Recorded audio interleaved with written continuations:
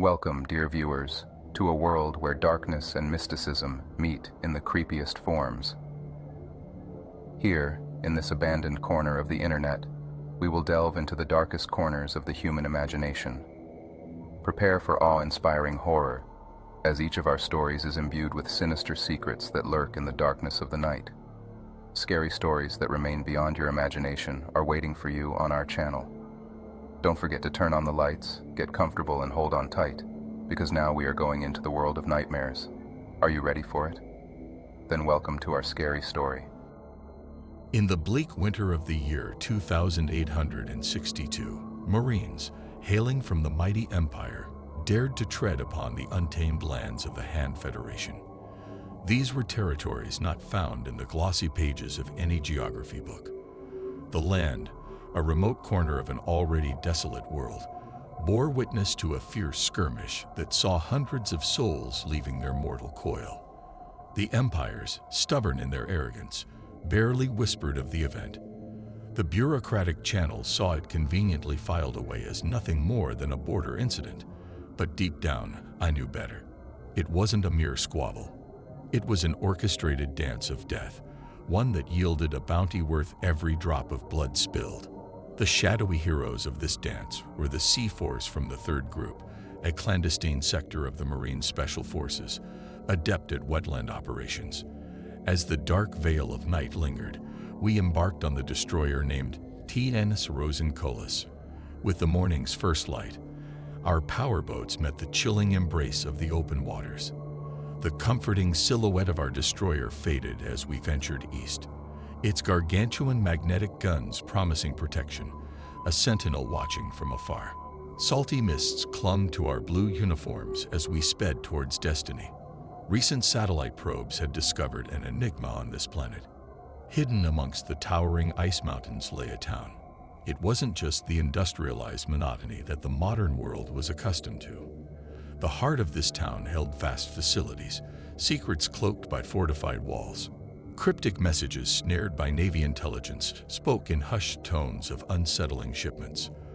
The world's peacekeepers whispered in dimly lit rooms, suspecting this town housed labs dedicated to the sinister arts of chemical warfare. The world's unwritten codes deemed even the mere act of developing such weapons as hostile. So when the Premier General called the strike without the fanfare of a formal war announcement, I felt no surprise, only dread. The media's barking dogs could howl all they wanted. I just wished our intel had been correct. Had it been just a weapons factory, our task would have been straightforward. In the numbing cold, we pulled our boats ashore. We knew backup was on its way, a brigade with its roaring motors and the promise of aerial firepower. The Empire was leaving nothing to chance. Under my command, the 8 of us moved in synchrony, 2 groups moving in a dance of war. A surprise encounter with the enemy barely broke our stride.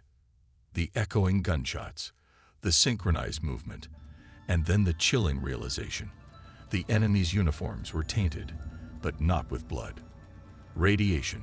The ever-logical specialist Hal Brooks quickly reasoned. This land's rich in radioactive minerals.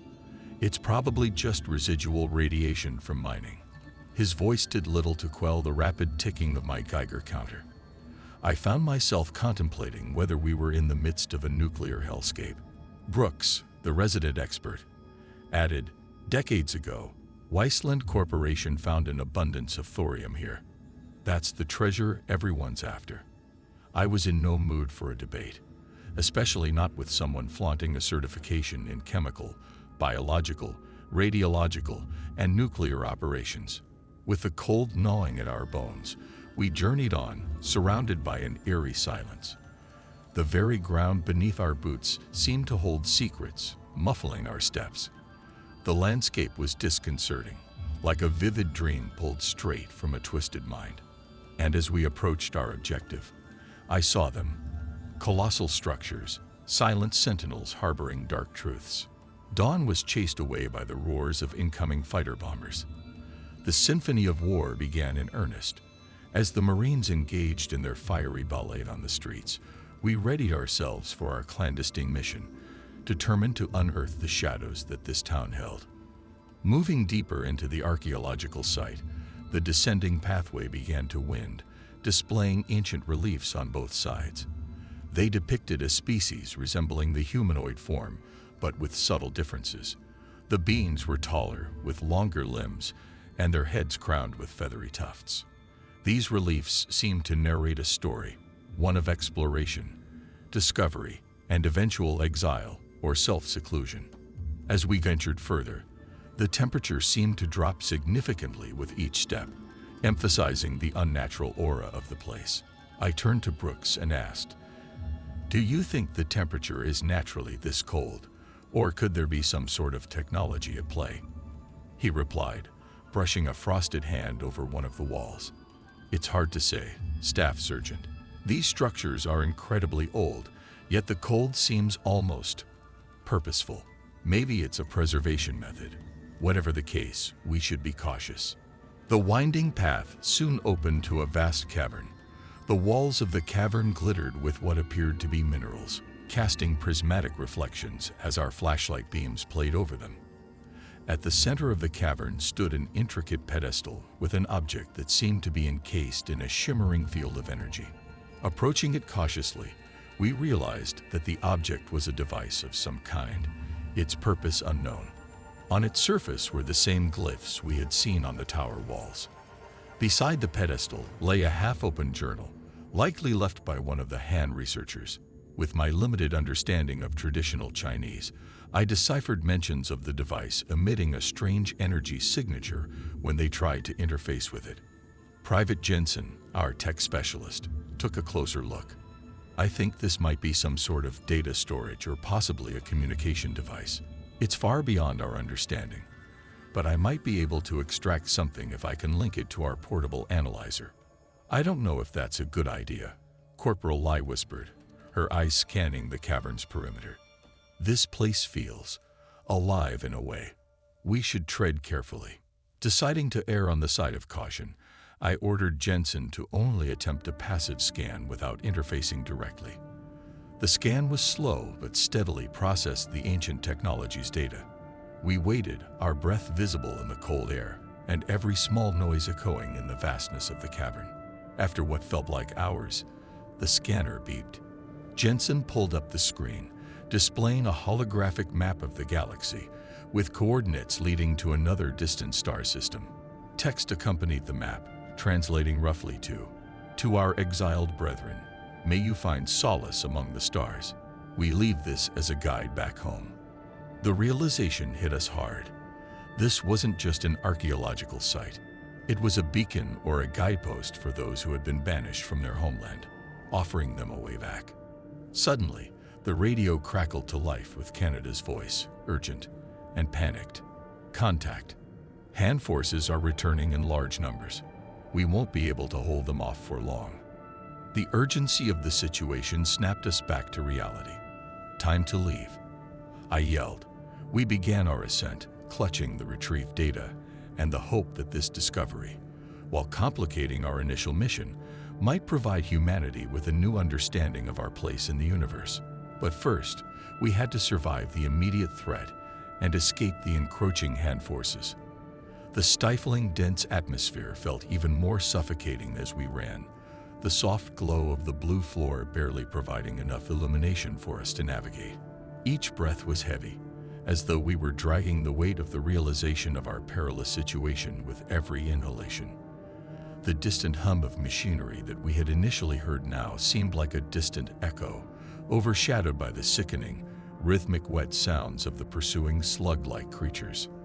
Turning a corner, I caught a quick glance over my shoulder, and the sight was something straight out of a nightmare. The writhing, slug-like entities seemed to move with a singular, horrifying purpose, their uneven flesh glistening in the eerie light of the blue floor.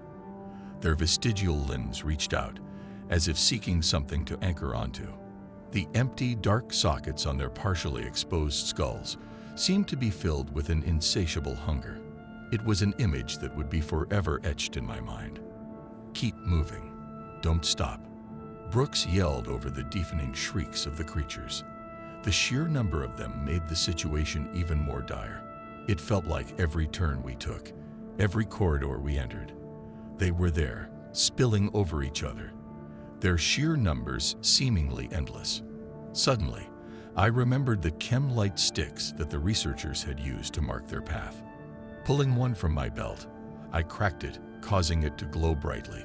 Throwing it behind us, I hoped the sudden brightness would momentarily confuse or deter the creatures. For a brief moment, the creatures hesitated, the light creating a brief barrier between us and them. "We need a plan. We can't keep running blindly," shouted Miller, one of my team members, as we continued our frantic dash.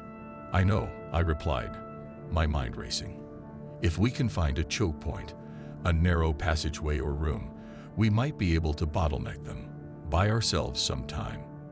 As we continued our sprint, the labyrinthine structure seemed to mock us with its countless twists and turns. I could feel the weight of the situation pressing down on us. Every corner we turned, every room we sprinted through, felt like a gamble. Would it lead to safety or a dead end? Would we find a way out or become trapped with those horrifying entities? The radiation count on my Geiger counter continued its ominous tick, each reading higher than the last. I was acutely aware that even if we escaped these creatures, the radiation exposure might still prove lethal. "We need to get back to the surface," warned the others. I panted, trying to muster as much authority and calm as I could, even though internally I was gripped by fear. Suddenly, up ahead, I spotted a familiar sight. The glowing blue energy field with the square hole leading to the rope ladder. It was our way out. With renewed vigor, we raced towards it, the creatures hot on our heels. As we neared the opening, I could see the rope ladder swaying slightly, a beacon of hope in this sea of darkness. "Go, go, go," I yelled, urging my team to climb as quickly as possible. The creatures were closing in, their enraged shrieks echoing through the cavernous space. As we ascended, I could feel their presence just below us, their grotesque forms writhing and contorting, eager to ensnare us in their grasp. It was a race against time, one we couldn't afford to lose. We reached the ladder and started frantically climbing back up, weighed down by about 40 pounds of body armor, rifles, and ammunition. Given the hefty gear and the perilous situation, the climb was anything but effortless. The very creatures we had tried to escape were right on our heels, breathing down our necks. Once the last Marine managed to pull himself to the top, we commenced the task of hoisting the ladder back up, attempting to sever their only known means of pursuit. However, these creatures, surprisingly agile in their movements, gripped onto it before we could completely retract it. They started descending it by contorting their gelatinous bodies around the rungs in an eerily precise manner. Our two riflemen pulled with all their might, while Brooks and I let out a hail of bullets down upon them.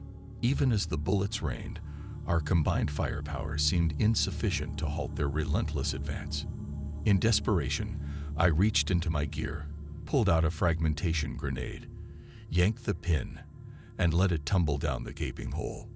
The ensuing explosion sent a huge plume of stone dust and debris upwards through the opening, temporarily blinding us.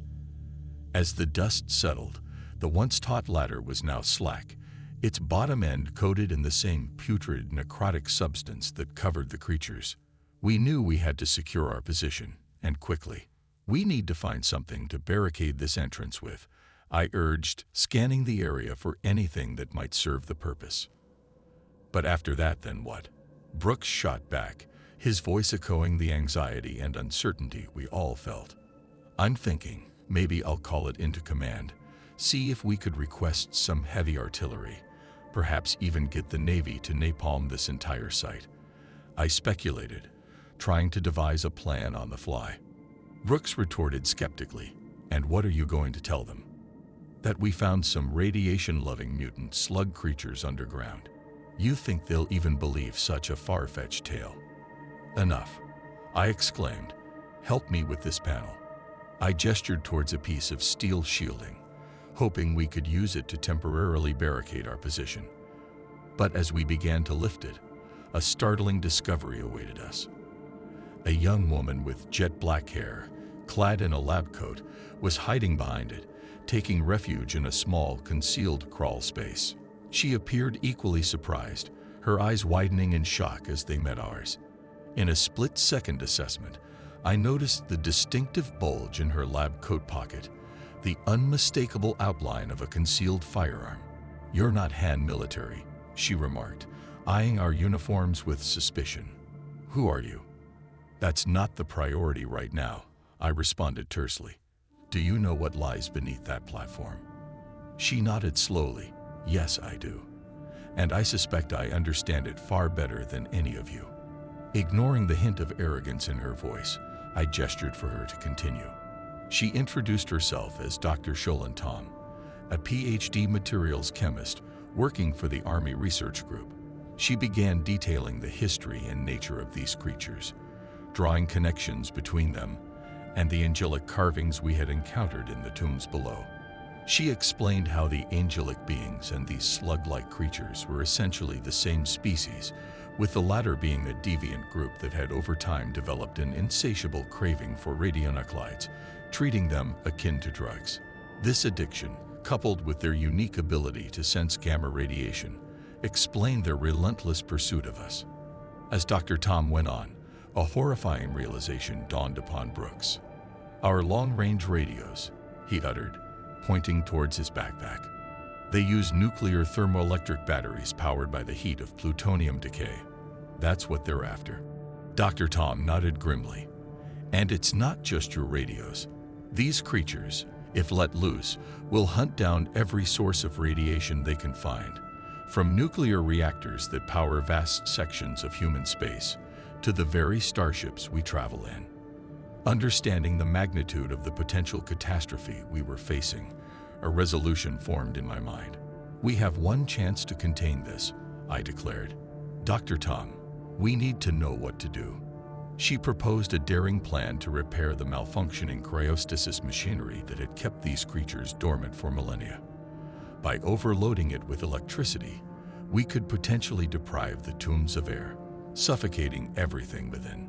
But it required venturing back down, confronting those abominations, and manually connecting the town's electric grid to the machinery. Realizing the high stakes, Brooks nodded in agreement. "All right then, we venture down, fight our way to the machinery, and electrify the entire chamber. But we'll need high-voltage cables and a ton of ammunition." Before we could finalize our plan, I received a transmission from Corporal Kaneda. It was time to rally our forces, arm ourselves to the teeth, and face the lurking horrors below. "Don't get caught in the crossfire. Take the long way if you have to. Do you want some milk and sugar too, honey?" One of the soldiers quipped sarcastically. "What do you think, smartass? Get the gear. Time isn't on our side," I retorted sharply. Acknowledging the command, the response came, "Copy. We'll be on the move and back in less than an hour." True to their word, Corporal Kaneda's team returned efficiently with all the ammunition and equipment we had requested. They meticulously laid it in a neat pile on the ground, maintaining distance so as to not risk contamination. They promptly went back to their established posts, ensuring the door's security. With a brief moment of respite before the mission commenced, the men instinctively sought a moment of calm, grounding themselves mentally and emotionally. It was as if an invisible veil of serenity descended upon the group, fostering a fleeting yet potent belief that everything might just turn out fine. Brooks, always the prepared one, distributed iodine and Prussian blue tablets among us. These would aid in neutralizing any absorbed radioactive elements from our system. Understanding the gravity of what lay ahead, I felt a collective prayer was in order.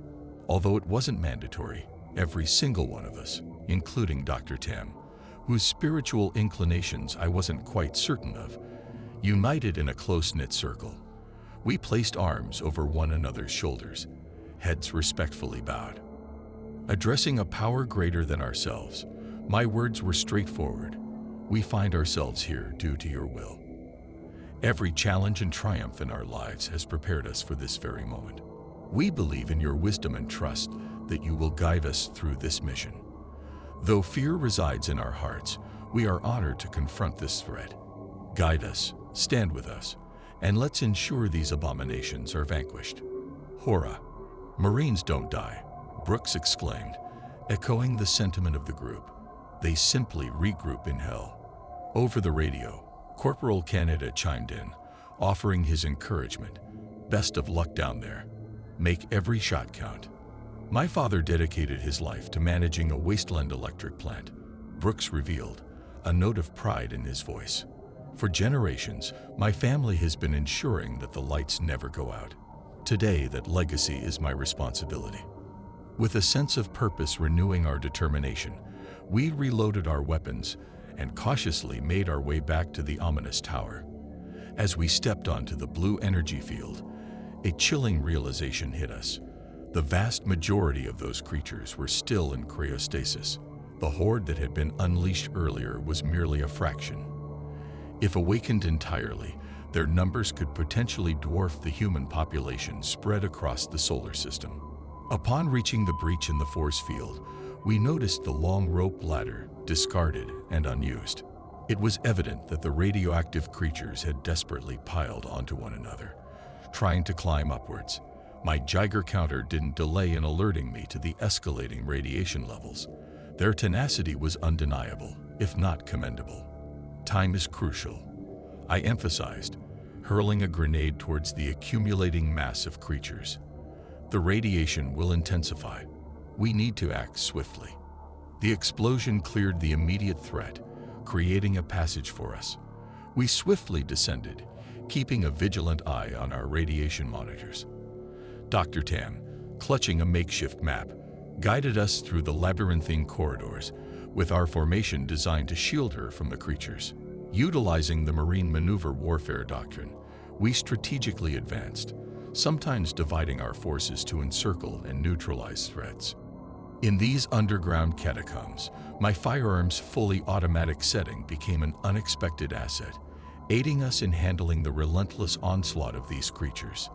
Each corner we turned, every room we entered, seemed a replica of the previous, making Dr. Tam's guidance invaluable. Our progression was evident as the ambient temperature dropped, resulting in visible breaths and condensation on our weapons.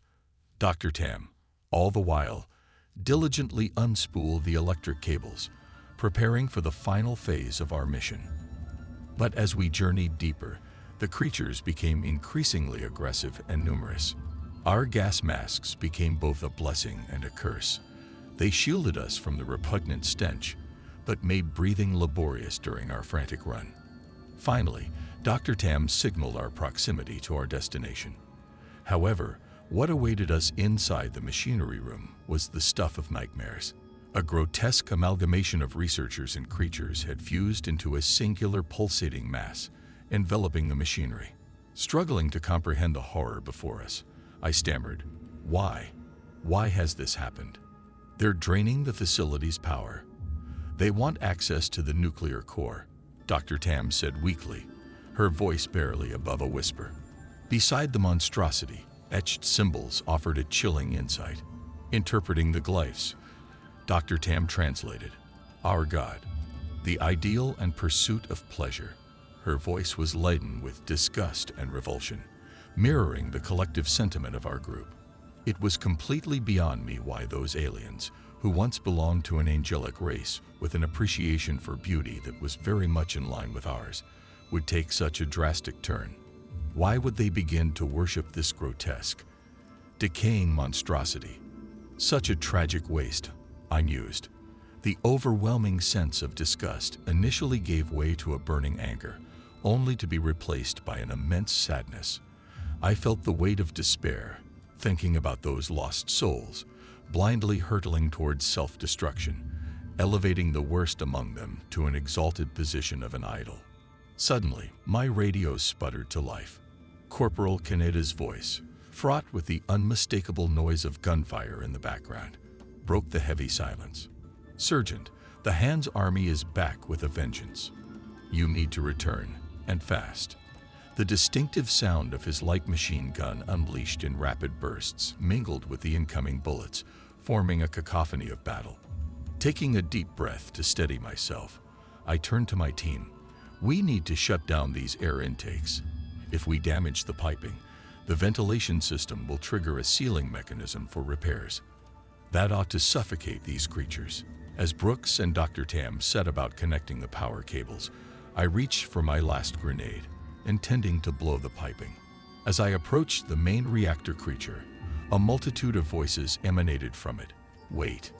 Your civilization's days are numbered. We will devour it just as we've done with countless others. The eerie chorus of absorbed researchers spoke in unison, their words a chilling reminder of our stakes. Trying to keep my focus, I shot back, "You're wrong." But before I could act, a massive appendage lunged at me, knocking both me and the grenade aside. I grappled with the creature, using my rifle as an improvised weapon, each of us trying to gain the upper hand.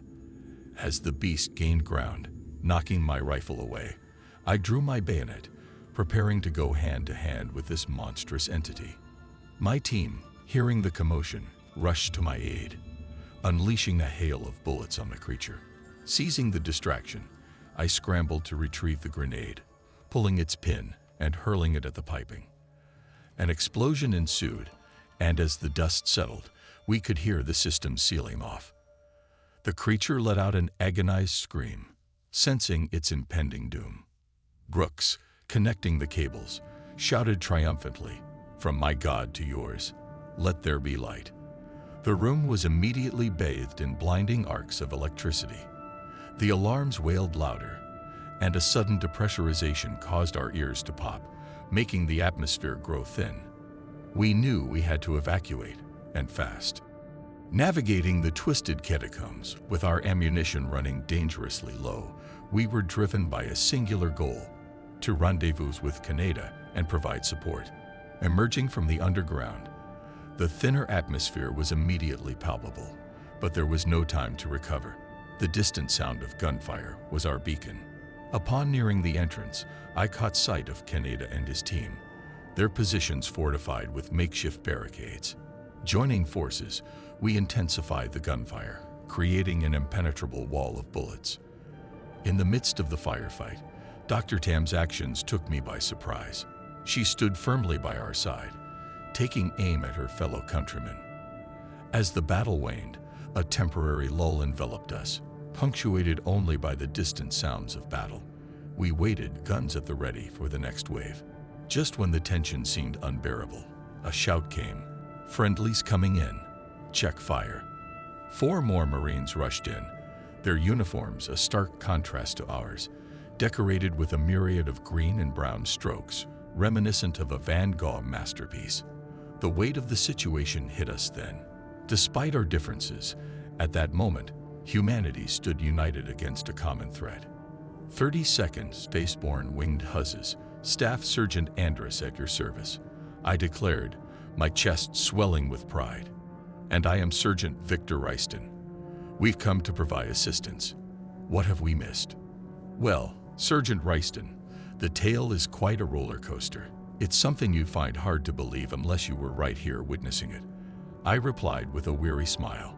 I extended a gesture, wanting to shake his hand in gratitude, but there were pressing matters to attend to first. With anxiety mounting, I turned to Dr. Tam. Are you absolutely certain this method will work? I questioned, pouring bucketfuls of water over myself. She nodded with determination. Yes, we've carried out extensive tests on this kind of sterilization in the labs. It'll be extremely uncomfortable, but I promise you'll make it through. With a heavy sigh, I prepped myself. All right, let's get this over with, connecting the electrodes to my wet helmet and boots. With a firm flick of her wrist, Dr. Tam activated the switch, and a staggering 12,000 volts surged throughout my body. The sensation was excruciating, with every muscle contracting violently. I felt as if my skin was being swarmed by a multitude of fire ants, each delivering a burning sting. I tried to focus on the purpose, on ridding my body of any traces of those repugnant slug creatures. It felt like an eternity, but those agonizing 5 seconds finally came to an end. We emerged from it knowing that the immediate threat was eradicated. The containment structure's entrance was flooded with the golden hues of the afternoon sun. More Marines poured in, each taking in the scene with a mix of astonishment and pride.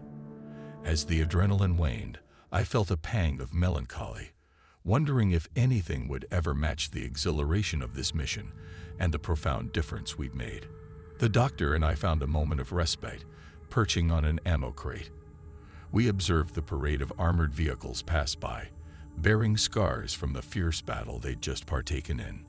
Large caliber guns, stained with residues from prolonged usage, indicated the intensity of the earlier skirmish.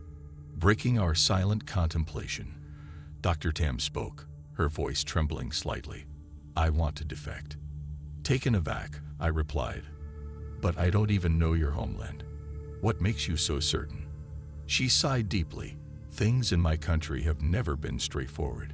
You have a way with words, Staff Sergeant Andrus. You convinced me." A small smile played on her lips.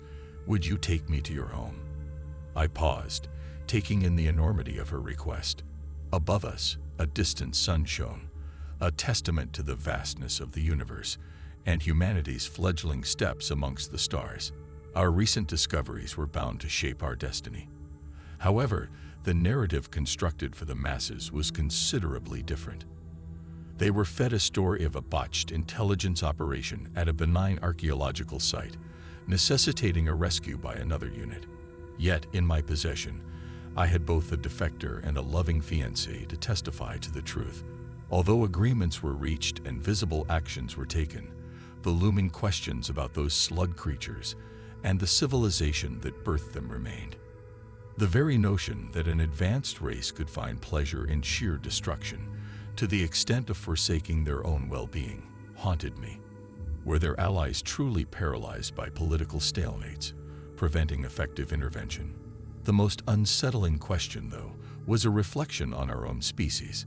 As I pondered the events and the choices made by the slug creatures, I couldn't help but wonder, are we truly any different?